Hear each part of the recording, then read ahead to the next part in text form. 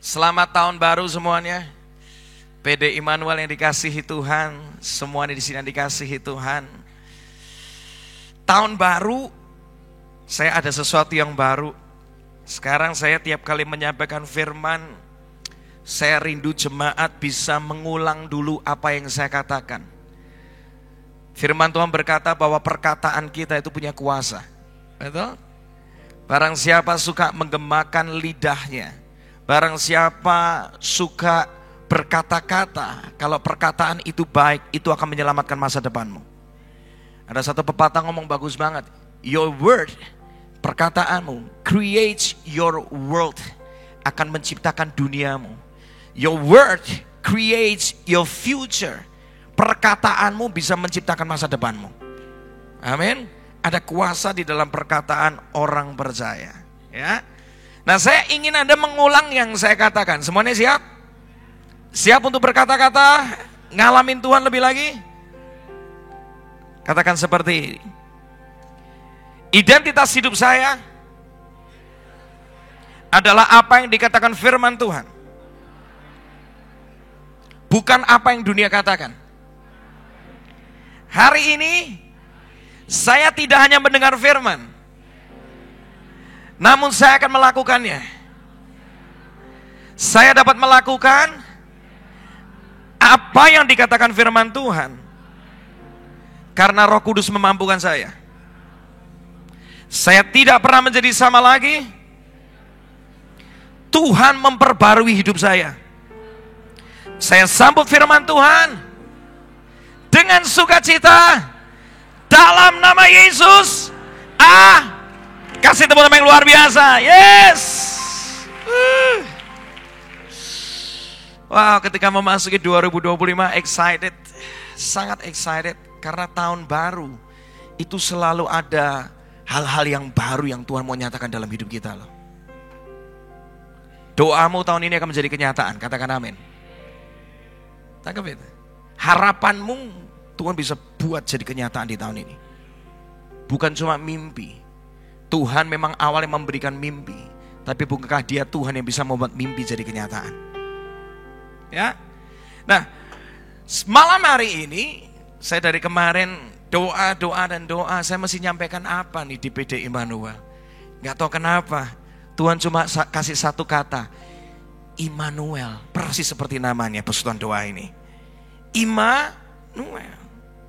Matius 1 ayat 23 dikatakan, sesungguhnya anak darah itu akan mengandung dan melahirkan seorang anak laki-laki, dan mereka akan menamakan dia, katakan siapa?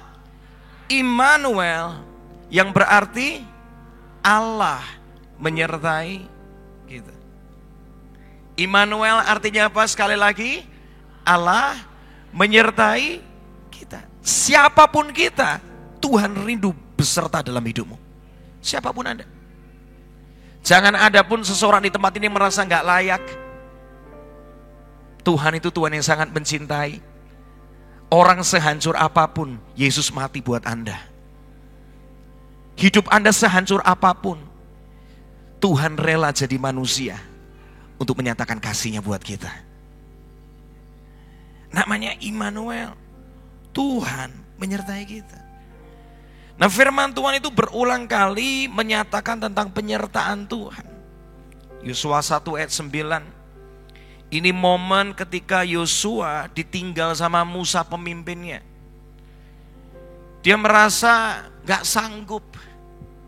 Dia merasa mana mungkin saya bisa. Dia harus memimpin bangsa yang besar dalam usia yang muda. Belum lagi yang dipimpin itu seringkali ngomel-ngomel terus. Gak gampang. Dikatakan di dalam Yosua 1 ayat 9, ingat, aku sudah memerintahkan kepadamu supaya engkau sungguh-sungguh yakin dan berani. Janganlah engkau takut dan kurang bersemangat, sebab aku Tuhan Allahmu mendampingi engkau kemana saja engkau pergi. Hari ini saya berdoa benar-benar di tahun yang baru, ketakutan dipatahkan, kehancuran, kekhawatiran diremukkan. Tuhan munculkan satu spirit yang berani. Bukan karena engkau hebat, tapi karena engkau punya Tuhan yang hebat. Hari ini kalau engkau kurang semangat menjalani tahun yang baru ini, selalu ingat kekuatanmu itu di dalam Tuhan. Tuhan akan mendampingi engkau kemana saja engkau pergi. Apapun yang engkau alami, Dia mau melaluinya bersama dengan engkau. Dan bersama dengan Tuhan kita bisa melakukan perkara-perkara yang besar. Kasih tepuk tangan dulu buat Tuhan ya. Tuhan itu Tuhan yang rindu menyertai kita. Tanggap ini. Kalau engkau takut, ada penyertaan Tuhan dalam hidup. Ayat berikutnya, Ulangan 31 ayat 6. Musa berkata kepada bangsa Israel sebelum memasuki tanah perjanjian, kuatkan dan teguhkanlah hatimu, jangan takut dan jangan gemetar karena mereka. Bisa jadi ada Anda di tempat ini yang sedang ketakutan, sedang gentar. Bisa gak ya tahun ini aku lewati? Tapi hari ini, lihat ini, Tuhan Allahmu, Dia akan berjalan menyertai engkau. Ia tidak akan membiarkan engkau dan tidak akan meninggalkan engkau. Tangkap ini. Mazmur 34 ayat 8. Bahkan yang luar biasa, Tuhan itu kirimkan malaikatnya untuk menyertai kita. Baca sama-sama yuk. Malaikat Tuhan berkemah di sekeliling orang-orang yang takut akan Dia, lalu meluputkan mereka. Penyertaan Tuhan membuat kita bisa ngalamin perlindungan dari Tuhan juga. Dilewatkan dari mara bahaya dan malapetaka. Kejadian 39 ayat 2a. Di tempat asing dan sendirian, itulah pengalaman seorang Yusuf. Dia sendirian di tanah asing. Gak bisa lihat hari esoknya seperti apa. Tapi Alkitab tulis, Kejadian 39, tetapi Tuhan menyertai siapa? Yusuf. Sehingga ia menjadi seorang yang selalu berhasil dalam pekerjaannya. Yusuf bisa berhasil, itu karena Tuhan yang menyertai. Hari ini, tangkap kata-kata profetik ini. Tahun ini engkau berhasil karena Tuhan menyertai hidupmu. Kasih tepuk tangan dulu buat Tuhan. Yes. Penyertaan Tuhan yang membuat engkau berhasil. Bukan karena hebatnya Anda, pengetahuan Anda, koneksi Anda. No. Yang membuat berhasil itu karena penyertaan Tuhan. 1 Samuel 18:14 dikatakan, Daud berhasil di mana? Segala perjalanannya, baca sama-sama, sebab Tuhan menyertai dia. Walau 1000 rebah di sisiku, Kau tetaplah Allah penolongku. Walau 10.000 rebah di kananku, takkan ku goyah, sebab Yesus.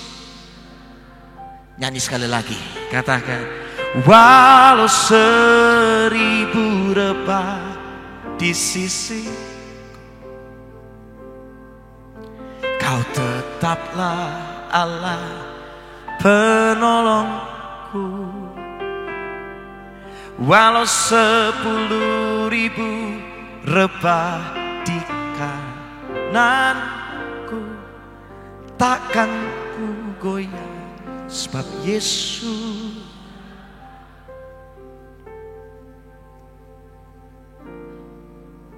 Ada beberapa di sini mulai takut.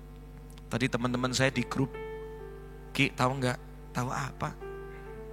Tahun ini ada perubahan sistem pajak, gitu. Pada pusing semua. Perusahaan-perusahaan mulai pusing tuh. Kalau kita melakukan ini, dampaknya akan seperti ini, bla bla bla bla segala macam. PPN naik 12%. Intronya buat barang mewah, kita nggak tahu berikutnya gimana kan. Ketakutan ada di mana-mana. Belum lagi kita baca di China ada virus yang baru. Pernah lihat berita itu? ada di mana-mana, ketakutan ada di mana-mana. Tapi yang mesti kita percaya, apapun yang terjadi, 1000 rebah di sisiku, 10.000 boleh rebah di sisi kananku, kita akan tetap berdiri tegak, sebab Tuhan yang menyertai kita dan menolong kita. Percaya ini. Tuhan itu sumbernya. Dia sumber kehidupan kita, sumber pertolongan kita. Kalau Dia menyertai kita, don't worry about tomorrow. Jangan takut akan hari esok. Kalau Tuhan izinkan kita masih punya nafas, penyertaannya ada bagi kita. Perlindungannya ada bagi kita. Pertolongannya ada bagi kita. Kasih tepuk tangan dulu buat Tuhan ya. Ini lihat satu ayat luar biasa. Yohanes 14:16. Aku akan minta kepada Bapa, dan Dia akan memberikan kepadamu seorang penolong yang lain, supaya Ia menyertai kamu kapan? Sampai kapan? Selama-lamanya. Berarti apapun yang terjadi di hidupmu, Roh Kudus menyertai kita gak? Menyertai. Dia gak cuma menyertai, tapi Dia bisa menolongmu. Dia bisa menguatkanmu. Dia menghiburmu. Makanya hari ini tenanglah hati kita. Kita aman karena Tuhan beserta kita. Amin. Matius 28. Yesus mendekati mereka dan berkata, kepadaku telah diberikan segala kuasa di sorga dan di bumi. Karena itu pergilah, jadikanlah semua bangsa muridku, dan baptislah mereka dalam nama Bapa, Anak, dan Roh Kudus, dan ajarlah mereka melakukan segala sesuatu yang telah kuperintahkan kepadamu. Dan ketahuilah, aku menyertai kamu kapan? Senantiasa sampai kepada akhir zaman. Tuhan kalau nyuruh, Tuhan tuh tanggung jawab sama hidup kita. Kalau di tahun yang baru ada beberapa dari Anda, bahkan mungkin banyak dari Anda yang mendapatkan panggilan Tuhan, tuntunan Tuhan untuk melakukan sesuatu keluar dari zona nyaman Anda. Tangkap ini. Tuhan kalau suruh, Tuhan akan menyertaimu. Gak perlu takut. Jadi kesimpulannya gini. Apapun yang kita alami, Tuhan beserta dengan kita, katakan amin. Waktu kita sendirian, Tuhan menyertai kita. Waktu kita sedang diuji, Tuhan menyertai kita. Waktu kita gagal ataupun kita sedang mengalami terobosan, Tuhan tetap menyertai kita, katakan amin. Dalam segala keadaanmu, Tuhan menyertai. Waktu engkau takut, Tuhan ada di sana besertamu. Kau gak sendirian. Waktu kita lagi sakit atau kita sehat, Tuhan tetap beserta dengan kita. Karena Dia menyertai kita selama-lamanya. Ada 3 area penyertaan Tuhan. Ini menarik. Mazmur 139 ayat 5. Dikatakan, dari mana? Belakang dan dari depan. Engkau mengurung aku, dan engkau menaruh tanganmu ke atasku. Dalam terjemahan yang lain bagus banget dikatakan, engkau berada di depanku maupun di belakangku, dan engkau meletakkan tanganmu yang penuh berkat itu di atas kepalaku. Itu loh Tuhanmu. Ada 3 posisi Immanuel itu, penyertaan Tuhan. Yang pertama, Tuhan itu ada di belakang kita. Katakan, Tuhan ada di belakang saya. Kita baca dulu ayatnya ya. Nanti saya akan jelaskan. Mazmur 139 16-17. Di sini dikatakan, Tuhan, engkau tuh melihat aku sewaktu aku masih di dalam kandungan. Semuanya tercatat di dalam bukumu. Hari-hari yang sudah ditentukan sebelum satu pun dimulai. Betapa sulitnya pikiranmu bagiku ya Allah, dan betapa banyak jumlahnya. Ayat ini bicara dengan jelas bahwa Tuhan ada di belakang kita sebelum satu hari pun kita mulai, sebelum satu langkah pun kita kerjakan. Untuk apa? Untuk menyediakan rencana yang terbaik buat hidupmu.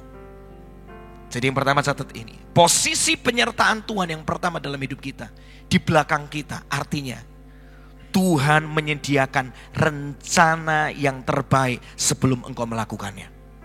Dia ada di belakangmu untuk kasih semua rencananya buat kita.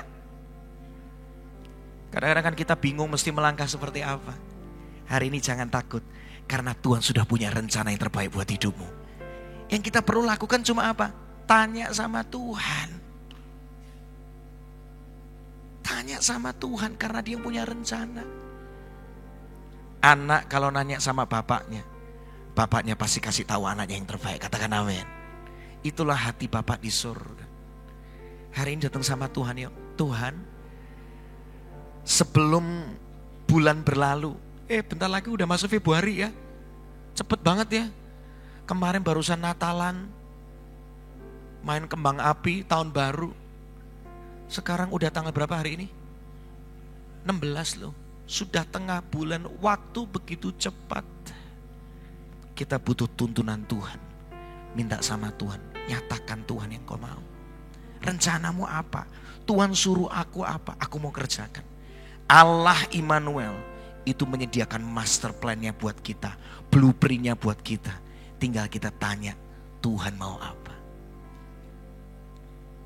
Jalanmu tak terselami oleh setiap hati kami. Namun satu hal ku percaya, ada rencana yang indah. Katakan sama-sama. Tiada terduga kasih-Mu.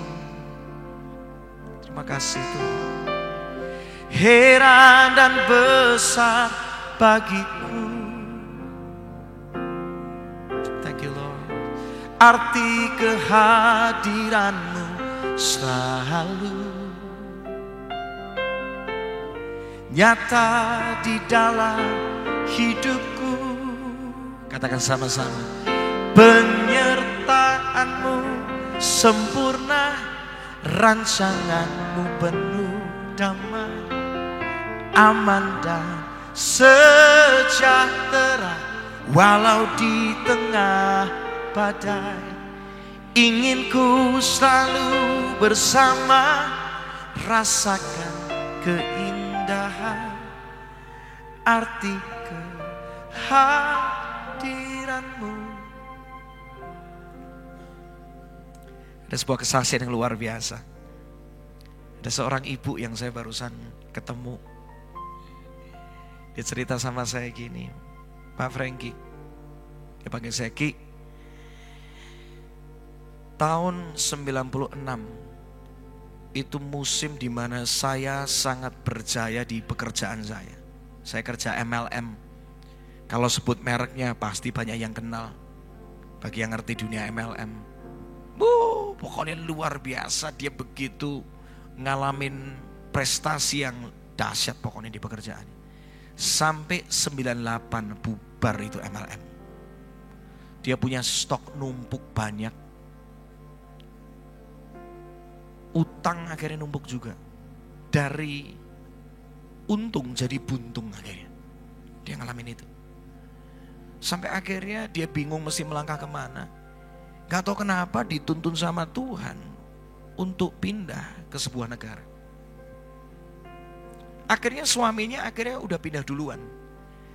Dia mesti ditinggal karena dia mesti beresin beberapa hal. Dia mesti beresin stok-stok barang yang numpuk itu. Dan waktu itu dia lagi di tengah jalan. Tiba-tiba ada orang-orang itu banyak sekali, itu era 98, era kerusuhan. Mobilnya digebrok-gebrok itu. Dia ketakutan, dia sendirian di mobil.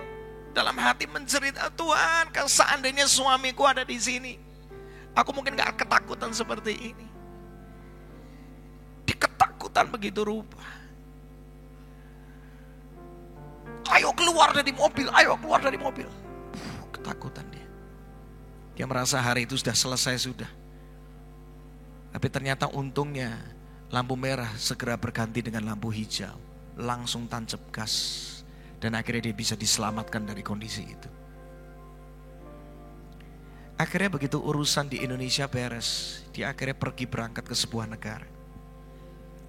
Dan akhirnya di negara itu bersama dengan suaminya ngurus suaka politik.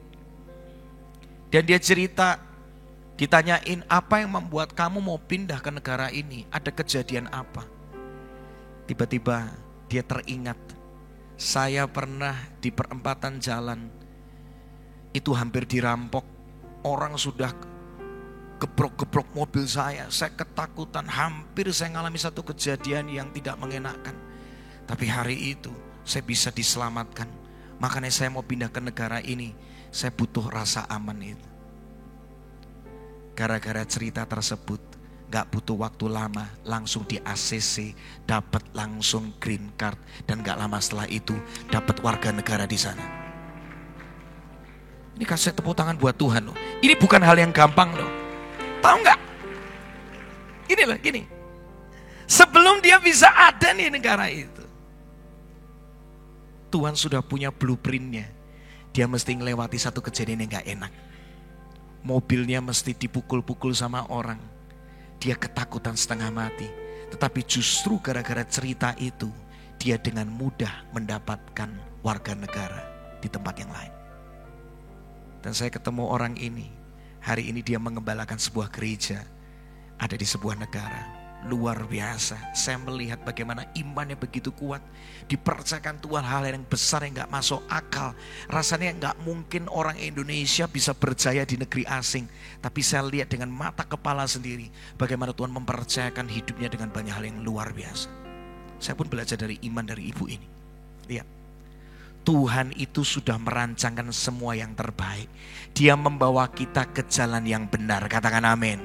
Jalan yang benar memang gak selalu enak. Setuju? Kemarin saya pelayanan di kota Luwuk. Di sini pernah dengar kota Luwuk? Gak pernah dengar? Gak pernah dengar gak apa-apa karena gak berhubungan dengan keselamatan Anda. Tapi saya pelayanan di sana. Kalau pergi ke sana mesti transit lewat Makassar. Pesawatnya kadang-kadang terbang, kadang-kadang kagak. Sampai akhirnya di sana saya diajak sama satu teman. Bro, ayo makan. Makan kemana? Daerah sini ini gak boleh makan babi. Oh gitu ya. Tapi saya kepengen, saya tahu tempat makan babi yang enak, katanya gitu. Ya udahlah, besok kita berangkat deh. Waktu diajak berangkat, tempatnya itu benar-benar jalannya itu ampun dah. Itu ternyata seperti menuju ke gunung. Lewat jalan sempit, berliku-liku, geronjal-geronjal dan segala macam. Saya sampai tanya, ini beneran ke tempat babi yang enak itu? Kok jalannya kayak gini? Santai kok, ini jalan yang bener memang ini. Sampai akhirnya aku udah ngelewatin. Saya sempat ngomel-ngomel, ini bener toh. Bener, udah santai aja, nikmatin aja perjalanannya. Oh ya udah, bener. Sampai kira-kira 20-30 menit. Sampai ke tempat situ, ada satu rumah. Ternyata babi panggangnya luar biasa. Menuju tempat yang enak, kadang-kadang seringkali jalannya gak enak, tetapi ternyata itu jalan yang benar. Kasih tepuk tangan dulu buat Tuhan. Jangan pernah berpikir dalam hidupmu jalannya selalu enak, sesuai yang kita mau. Tapi percayalah, kalau Tuhan menyertai kita, Dia menyediakan rancangannya bagi kita, kita akan dituntun ke tempat yang benar. Kasih tepuk tangan dulu buat Tuhan. Ngikut yang Tuhan mau. Tahun ini terjadi apa? Jangan ngomel. Tuhan Immanuel menuntunmu ke jalan yang benar. Kalau gak sesuai dengan yang Anda mau, bersyukur. Yang kedua, tetap percaya. Tuhan, Engkau gembala yang baik. Gak mungkin menyesatkan doban-dobannya. Engkau akan membawaku ke tempat yang terbaik. Amin. Allah Immanuel yang pertama, Dia ada di belakang. Dia menyediakan rencana yang terbaik buat kita. Yang kedua, dikatakan di sini bahwa Tuhan juga ada di depan kita. Kita baca satu ayat, Ulangan 1 ayat 30. Tuhan Allahmu yang berjalan di mana? Di depanmu. Dialah yang akan apa? Berperang untukmu, sama seperti yang dilakukannya bagimu di Mesir di depan matamu. Kita lihat satu ayat lagi, Keluaran 13 ayat 21. Tuhan berjalan di mana? Di depan mereka, pada siang hari dalam tiang awan untuk menuntun mereka di jalan, dan pada waktu malam dalam tiang api untuk menerangi mereka, sehingga mereka dapat berjalan siang dan malam. Yang kedua, penyertaan Tuhan. Tuhan itu berjalan di depan kita untuk buka jalan bagi kita. Katakan amin. Itu loh Tuhanmu. Dia membuka jalan saat gak ada jalan. Dia buka jalan saat tiada.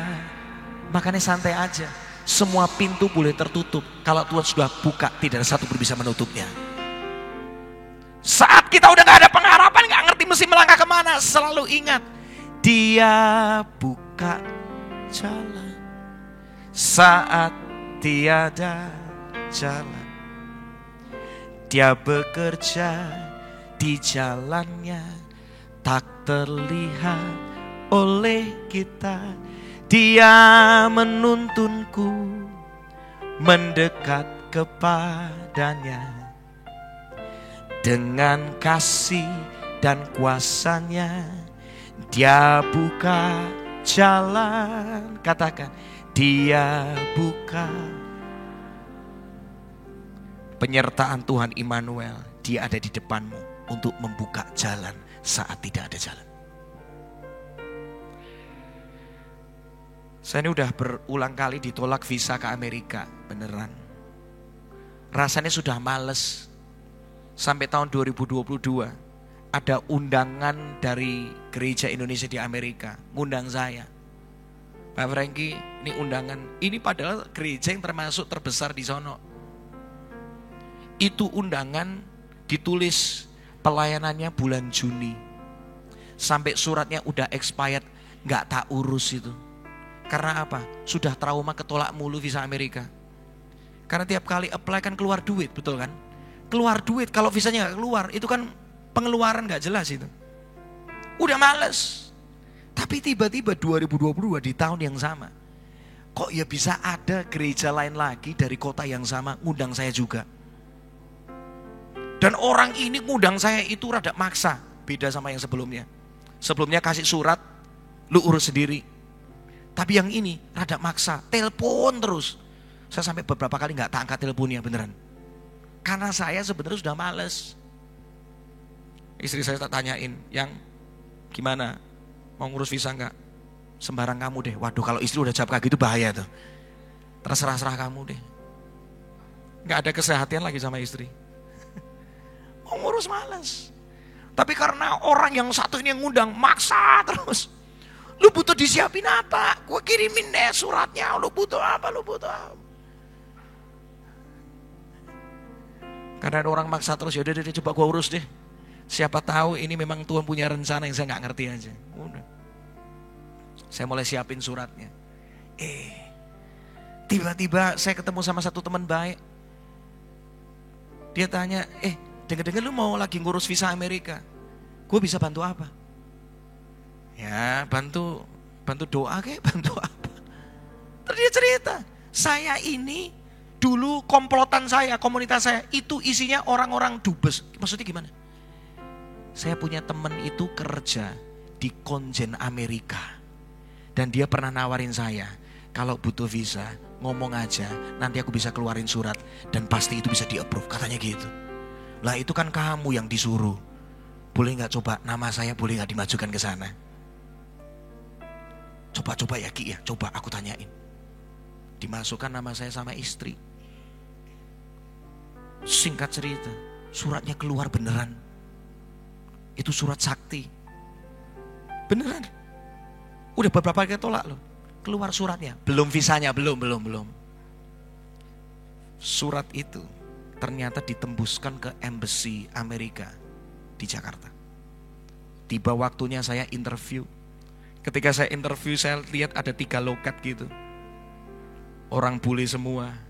Wah, saya udah deg-degan gini. Kalau saya salah ngomong nanti gimana? Saya lihat yang sebelah kiri, rata-rata banyak yang keterima. Yang sebelah tengah sama kanan, hopeless semua. Ketolak terus pokoknya 2 itu. Saya doa, Tuhan, tolong saya dipertemukan yang kiri aja. Jauhkanlah dari yang kanan Tuhan, tolong Tuhan. Oh, saya sama istri gandengan tangan itu di embassy. Tuhan tolong kami. Bener loh, dapat giliran. Kok ya pas dapat yang paling kiri. Saya percaya itu Tuhan yang ngatur. Udah sampai ke sana. Ditanyain beberapa hal. Bersyukur hari itu sama istri jawabnya bisa selalu sepakat. Padahal pertanyaannya saya juga gak ngerti dia tanya apa. Nanya jawabannya pas. Oh iya, wah kita sambil kayak sukacita gitu. Wah, padahal dalam hati deg-degan banget itu. Keterima apa enggak? Dan akhirnya gak butuh waktu lama setelah beberapa kali pertanyaan. Dia ngomong, congrats, visa kamu di-approve. Saya kaget, ini beneran di-approve. Saya lihat suratnya, bener. Hari itu visa dikasih. Dan 2 tahun terakhir ini, Tuhan bawa kami dan keluarga bisa melayani banyak gereja Indonesia di sana. Tuh lihat. Kalau manusia terbatas, tapi kalau Tuhan kita, jalan manapun Tuhan bisa buka. Saat tidak ada jalan, bagi Tuhan tetap ada jalan di sana. Hari ini jangan takut 2025. Manusia boleh berkata hopeless, gak ada jalan, gak ada solusi. Bersama dengan Tuhan, Allah Immanuel, Dia berjalan di depanmu, Dia bisa buka jalan bagimu. Amin. Yang ketiga, yang terakhir, saya tutup ini. Tuhan itu juga ada di samping kita. Kita baca ayatnya dulu deh. Yesaya 41:13. Sebab aku ini Tuhan Allahmu, memegang apa? Tangan kananmu. Jadi dia ada di samping kita, pegang tangan kita. Tangan kanan kan di sini ya. Ya. Dia pegang dari sebelah kiri, pegang tangan kanan kita. Dan berkata kepadamu, janganlah takut, akulah yang menolong engkau. Penyertaan Tuhan, Immanuel yang ketiga bicara, Dia di samping kita untuk menemani dan selalu menolong kita. Saya tuh kadang-kadang ya dalam pelayanan, dalam pernikahan, kadang-kadang juga bisa merasa sendirian loh. Seringkali di hotel, kadang-kadang Tuhan aku nih capek. Tuhan aku nih gak ngerti nanti mesti ngomong apa. Dunia pelayanan itu kejam, boleh cerita dikit? Tahu gak, saya bocorkan di dunia pelayanan ya. Sekali ngomongnya gak bagus, gak diundang lagi. Tiap kali mau pelayanan itu deg-degan. Beneran. Saya seringkali cuma ngomong sama Tuhan. Saya teringat aku punya Tuhan itu Immanuel. Dia sahabat terbaikku. Dia menemaniku dalam segala keadaan. Dia mau mendengarkan semua curahan hatiku. Mungkin perkataanku juga perkataan yang kadang-kadang itu gak enak, gak nyaman. Tapi aku pengen ngomong sama dia. Tuhan, Engkau tahu yang aku alami. Engkau tahu keterbatasanku. Tapi yang luar biasa, tiap kali saya menghampiri Tuhan, saya merasakan ada kekuatan yang baru. Ketika engkau mendekat sama Raja Damai, tenanglah hatimu. Ketika engkau mendekat kepada Bapa yang kekal, tenang. Anak di pelukan Bapa selalu tenang kembali. Anak apapun kondisinya, kalau dia berlari sama bapaknya, bapaknya selalu menerima dia apa adanya, betul? Apalagi Bapak di surga. Lihat kisah yang bungsu itu, yang lari dari rumahnya. Dia minta warisan dari bapaknya. Anak itu habis-habisan karena dia hidup dalam dosa. Tapi yang luar biasa, kalau anak itu ketika kembali, bapaknya gak pernah tolak dia. Selalu menerima dia. Bahkan dia gak boleh mandi dulu, langsung dikasih jubahnya. Identitasnya diingatkan. Sekali engkau anakku, selama-lamanya engkau anakku. Aku mengasihimu. Aku punya otoritas kuasa yang besar yang aku mau percayakan terus dalam hidupmu. Tuh lihat hati Bapa di surga tuh kayak gitu. Dia ada di sampingmu. Untuk menemanimu dalam segala keadaan. Tahun ini penyertaan Tuhan sempurna bagi kita semua. Tuhan ada di depan kita, belakang kita. Kasih rencana yang terbaik. Tuhan ada di depan kita. Dia bisa buka jalan bagi kita. Dan dia selalu ada di samping kita untuk menemanimu dalam segala keadaan. Apapun yang terjadi, Tuhan gak pernah tinggalkan kita. Kasih tepuk tangan yang luar biasa buat Tuhan. Bangkit berdiri sama-sama. Yes, Tuhan. Saya tutup dengan satu perikop ayat 2 Raja-Raja 6. Ini kisah tentang ketika Elisa itu dikepung oleh pasukan Raja Aram. Kok bisa Elisa dikepung sama pasukan Raja Aram? Gara-gara gini, tiap kali Raja Aram punya planning untuk menghancurkan orang-orang Israel, Elisa tuh selalu dikasih tahu sama Tuhan rencananya Raja Aram. Raja Aramnya kesel akhirnya. Kok ini orang bisa tahu terus rencanaku sampai akhirnya aku gak bisa menang atas orang-orang Israel. Singkat cerita dicari itu namanya Elisa. Mana orangnya? Aku mau tangkap dia. Gara-gara dia aku gak bisa menang perang. Akhirnya yang terjadi apa? Itu komplotan dari Raja Aram pergi ke rumah Elisa. Nah ayat 15 dituliskan. Ketika pelayan abdi Allah itu bangun pagi-pagi dan dia pergi keluar, maka tampaklah suatu tentara dengan kuda dan kereta ada di sekeliling kota itu. Lalu berkatalah bujangnya itu kepadanya, celaka tuanku, apa yang kita bisa berbuat sekarang? Ini kita udah dikepung nih, bentar lagi kita mati nih. 16 jawabnya, jangan takut, sebab lebih banyak yang menyertai kita daripada yang menyertai mereka. Lalu berdoalah Elisa, Tuhan bukalah kiranya mata bujangku ini supaya ia bisa melihat. Maka Tuhan membuka mata bujang itu sehingga ia melihat. Tampaklah gunung itu penuh dengan apa? Kuda dan kereta berapi sekeliling Elisa. Mata jasmani kita mungkin gak lihat. Begitu banyaknya malaikat Tuhan yang dikirim untuk melindungi kita. Mungkin mata jasmanimu gak lihat. Tapi hari ini percayalah, penyertaan Tuhan itu sempurna bagi kita. Dia menyertaimu apapun keadaanmu. Dia ada di belakangmu, di depanmu, bersamamu, gak pernah tinggalkanmu. Matamu tidak bisa melihat secara jasmani, tetapi rohmu hari ini percaya, Tuhan besertaku, siapa lawanku. Amin.